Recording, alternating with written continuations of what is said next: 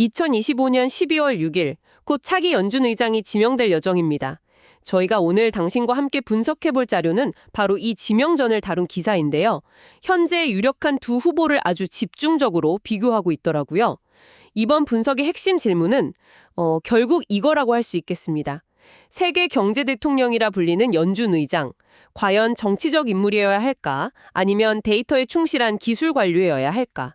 이 선택이 당신의 경제에 미칠 영향을 한번 깊이 파고 들어보죠. 네, 지금 베팅 시장만 봐도 트럼프 대통령의 경제 자문이었던 케빈 해시시 가장 유력한 후보로 떠오르고 있죠.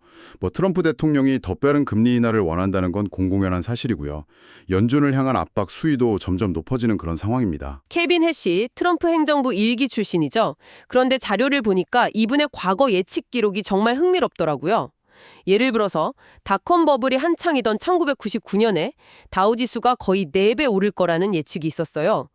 이건 지금 보면 좀 과감한 예측 아니었을까요? 그렇죠. 그뿐만이 아닙니다.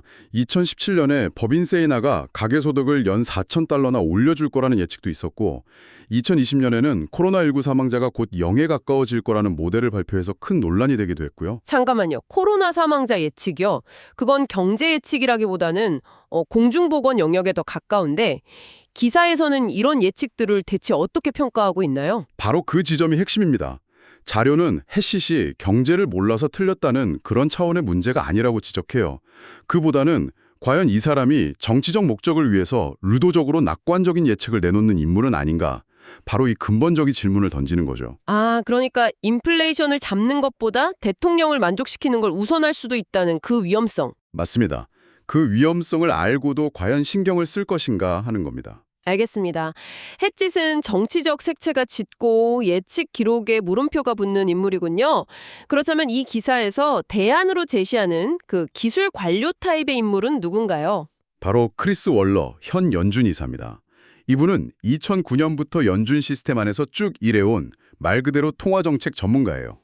통화정책 전문가. 네, 전문 분야가 조세정책인 해싯과는 결이 완전히 다르죠. 그렇군요. 기사에서 이분의 예측이 아주 정확했다고 하던데 특히 인상적인 사례가 있었나요? 네, 가장 대표적인 게 2022년의 일입니다. 당시에 대부분의 전문가들이 금리를 급격히 올리면 실업률이 폭등할 거다 이렇게 경고했거든요. 그런데 월러는 공개적으로 그렇지 않을 것이라고 반박했어요. 결과는 어땠나요? 결국 그의 예측이 정확했음이 증명됐죠. 그렇군요. 데이터에 기반한 어떤 자신감이 있었네요. 맞습니다.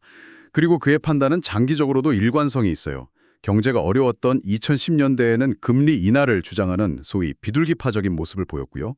반대로 인플레이션이 치솟던 팬데믹 이후에는 금리 인상을 외치는 매파로 돌아섰습니다.